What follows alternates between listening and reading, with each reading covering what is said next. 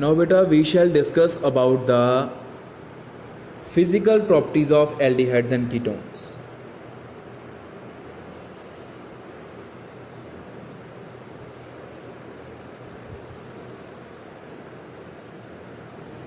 Physical properties of aldehydes and ketones.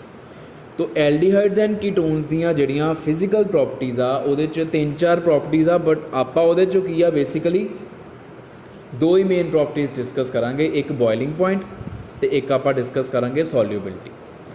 तो firstly if we talk about boiling point, तो boiling point किसी भी सबसटांस का आपां लोअर क्लासिस तो पढ़ते आ रहे हैं, it depends upon the magnitude of intermolecular forces. कि अगर किसी कंटेनर दे विच तुहाडे कोल एल्डिहाइड पिया वा या कीटोन पिया होया, तो जिहड़े उहदे च कीटोन दे मॉलीक्यूल्स आ उन्हां दियां आपस दे विच इंटरैक्शनस किहो जिहियां। अगर मॉलीक्यूल्स दियां मॉलीक्यूल्स दियां आपस दे विच इंटरैक्शनस स्ट्रोंग आ तो उस कंपाउंड का बॉइलिंग पॉइंट ज़्यादा होएगा।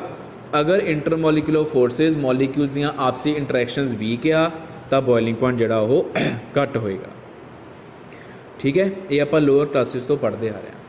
Now if we talk about aldehydes and ketones, तो एल्डिहाइड्स एंड कीटोन्स दे विच आपां हुणे पढ़ के आए सी पहलां कि कार्बोनिल बॉन्ड प्रेजेंट हुंदा है, and this carbonyl bond is a polar bond.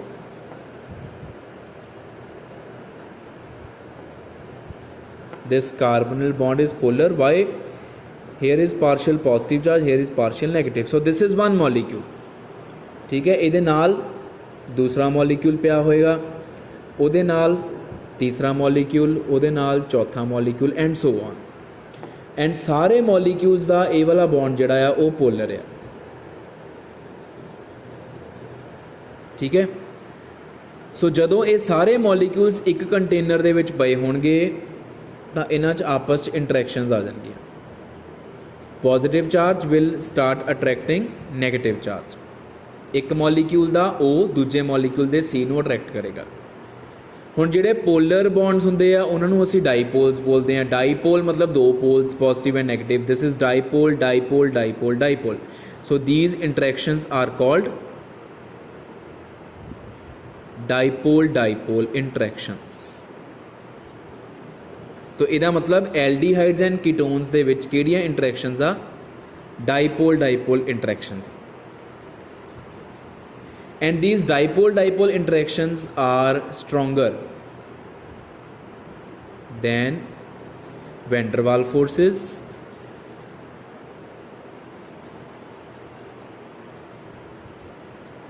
but weaker than hydrogen bonding. जिहड़ियां एल्डिहाइड्स एंड कीटोन्स दे विच डाईपोल डाईपोल इंटरैक्शनस आ बेटा वो वैन डर वाल फोर्सेस के मुकाबले स्ट्रोंगर हुंदियां, पर हाइड्रोजन बॉन्डिंग के मुकाबले वीकर आ। तो फिर उहदे नाल सानू की फर्क पिया? सानू ये फर्क पिया कि जिहड़ा बॉइलिंग पॉइंट आ एल्डिहाइड्स एंड कीटोन्स का, वो अगर मैं कंपेयर करा नॉर्मल हाइड्रोकार्बनस दे नाल दा उन्हां दे बॉइलिंग पॉइंट तो ज़्यादा, क्योंकि नॉर्मल हाइड्रोकार्बनस दे विच वंडर वाल फोर्सिस हुंदियां, द नॉर्मल एल्केन एल्कीन जिहड़े हुंदे आ। लेकिन अगर मैं बॉइलिंग पॉइंट कंपेयर करा एल्डिहाइड्स एंड कीटोन्स दा एल्कोहल दे नाल, तां इन्हां दा बॉइलिंग पॉइंट फिर घट होएगा, क्योंकि एल्कोहल्स दे विच एच बॉन्डिंग हुंदी, हाइड्रोकार्बनस दे विच हुंदियां normal van der Waals forces, alcohol दे विच हुंदी आ एच बॉन्डिंग। ठीक है, तो एच बॉन्डिंग के मुकाबले डाईपोल डाईपोल फोर्सिस तो वीक आ। इहदा मतलब हुण अगर फोर्सिस वीक आ तो बॉइलिंग पॉइंट घट होगा, फोर्सिस स्ट्रोंग आ तो बॉइलिंग पॉइंट ज़्यादा होगा। ये मैं तुहानूं हुणे दस के हटिया पहला। तो ये है बेटा boiling point of aldehydes and ketones compared with normal hydrocarbons and alcohols. If we compare boiling point of aldehyde and ketone, इन्हां दा आपस च अगर मैं कंपेयर करा boiling point of aldehyde and boiling point of ketone. तो दोनों दे विचों ज़्यादा जिहड़ा बॉइलिंग पॉइंट आ वो बेटा होएगा ketones. Ketones will have higher boiling point than corresponding aldehydes. What is the meaning of corresponding? Comparable molecular masses. हुण इहदे पिछे रीजन की आ? What is the reason behind that? Reason है पोलैरिटी ऑफ बॉन्ड्स। आपां हुणे पढ़ के आए सी कि कीटोन दा कार्बोनिल ग्रुप ज़्यादा पोलर आ, एल्डिहाइड दा carbonyl group less polar. Forces है dipole dipole interactions. Dipole dipole interactions हुंदियां वा तां आंदियां आ अगर ये बॉन्ड्स पोलर हुंदे आ। अगर CO बॉन्ड ज़्यादा पोलर होएगा डाइपोल डाइपोल इंटरैक्शनस स्ट्रोंग होंगी। CO बॉन्ड घट पोलर होएगा dipole dipole interactions comparatively weak होंगी। हुण क्योंकि एल्डिहाइड्स का कार्बोनिल ग्रुप लैस पोलर आ तो इहदियां डाइपोल डाइपोल इंटरैक्शनस वीकर आ। Dipole dipole forces are weaker. Ketone का कार्बोनिल ग्रुप जिहड़ा आ ओह ज़्यादा पोलर आ तो इन्हां दियां डाइपोल डाइपोल फोर्सेस स्ट्रोंगर होंगे। तो अगर फोर्सेस कीटोन च स्ट्रोंग आ तो डेफिनेटली बॉइलिंग पॉइंट कीटोन का ज़्यादा होगा as compare to aldehydes. Forces पे डिपेंड करना। ठीक है बेटा, तो this is about the boiling point of aldehydes and ketones. Next जिहड़ी आपां प्रॉपर्टी की गल करनी है दैट इज़ सॉल्यूबिलिटी।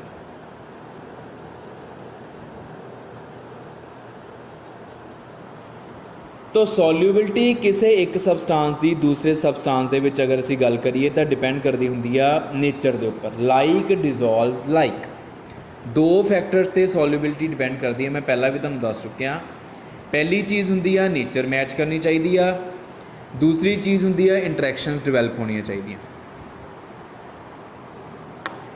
तो अगर मैं एल्डिहाइड्स कीटोन्स की गल करा तो aldehydes and ketones are polar because of presence of polar carbonyl bond. Water is also polar. तो एल्डिहाइड कीटोन तो वाटर की नेचर मैच कर गई जिहदे करके असीं कहने आ कि सॉल्यूबिलिटी पॉसीबल हो गई। पर सॉल्यूबिलिटी वाकई होगी या नहीं होगी डिपेंड करता इंटरैक्शनस ते कि तुसी एसीटोन नूं पानी च पा दिंदे आ या पानी नूं एसीटोन च पा दिंदे आ तो वो मिसिबल हुंदे आ कि नहीं हुंदे, मिक्स प्रॉपरली यूनीफॉर्मली हुंदे आ कि नहीं हुंदे। वो बेटा डिपेंड करेगा कि एसीटोन के मॉलीक्यूल की वाटर नाल कोई इंटरैक्शन आती आ। तो जदों असीं इंटरैक्शनस चैक करते हैं तो we do observe that there is presence of hydrogen bonding. Now how this hydrogen bonding takes place? जिहड़े एल्डिहाइड्स एंड कीटोन्स हैगे आ इन्हां एल्डिहाइड्स एंड कीटोन्स की वाटर के नाल इंटरैक्शनस जिहड़ी आ वो डिवेलप हो जांदियां। और किहड़ियां इंटरैक्शनस डिवेलप होंदियां? The interactions are hydrogen bondings. तो वो हाइड्रोजन बॉन्डिंग बेटा किद्दां हुंदी? देखो दिस इज़ वाटर। वाटर दा hydrogen is partial positive charge, oxygen is partially negatively charged. This is carbonyl group in which O is partial negative charge and carbon is partial positive.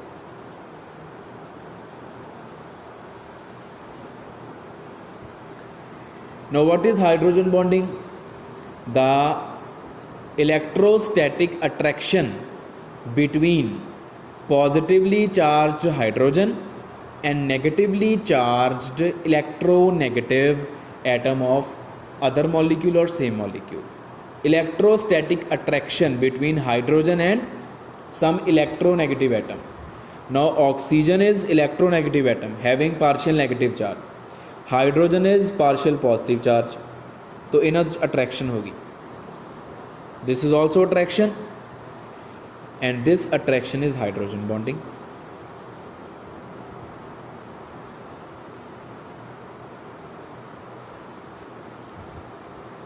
सो जदों तुसी किसी भी aldehyde ketone नूं पानी च पा दिंदे आ तां ये हाइड्रोजन बॉन्डिंग डिवेलप हो जाती है। and development of this hydrogen bonding leads to the miscibility of aldehydes and ketones in water, due to which solubility is quite high. So solubility aldehydes and ketones की water च हैगी आ, ठीक है. But if we talk about higher aldehydes and ketones, higher aldehydes and ketones ਕਿਹੜੇ ਹੁੰਦੇ ਆ, ਜਿਨ੍ਹਾਂ ਦਾ R group large ਹੋਵੇ, ਤਾਂ ਉਹਨਾਂ ਦੀ ਜਿਹੜੀ ਸੋਲਿਬਿਲਿਟੀ ਆ ਪਾਣੀ 'ਚੋਂ ਘਟ ਜਾਂਦੀ ਆ, ਕਿਉਂਕਿ R is non polar. Non polar ਹੋਣ ਕਰਕੇ ਇਹ ਪੂਰੇ ਮੋਲੀਕਿਊਲ ਨੂੰ ਨੋਨ ਪੋਲਰ ਬਣਾ ਦੋਗੇ. ਅਗਰ ਇੱਥੇ R ਵੱਡੇ ਲੱਗੇ ਹੋਏ ਆ ਨਾ, ਤਾਂ ਪੂਰੇ ਮੋਲੀਕਿਊਲ ਨੂੰ ਨੋਨ ਪੋਲਰ ਕਰ ਦਿੰਦੇ ਆ. ਫਿਰ ਨੇਚਰ ਮੈਚ ਨਹੀਂ ਕਰਦੀ, ਜਾਂ ਇਹ ਜਿਹੜੀ ਲੌਂਗ ਚੇਨ ਹੁੰਦੀ ਆ, this long chain does not permit this H bonding to take place. ਇਹ ਲੌਂਗ ਚੇਨ ਰਸਤੇ 'ਚ ਆ ਜਾਂਦੀ ਇੱਦਾਂ ਦਾ ਕਰਕੇ.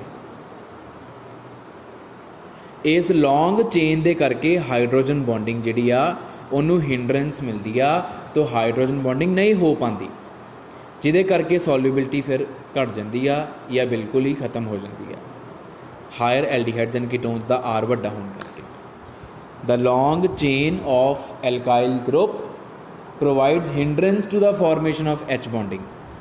It comes midway between O and H. Moreover, it provides non-polar nature to aldehydes and ketones, due to which nature does not match. So solubility decreases. So this is all about the boiling point of aldehydes and ketones and the solubility of aldehydes and ketones.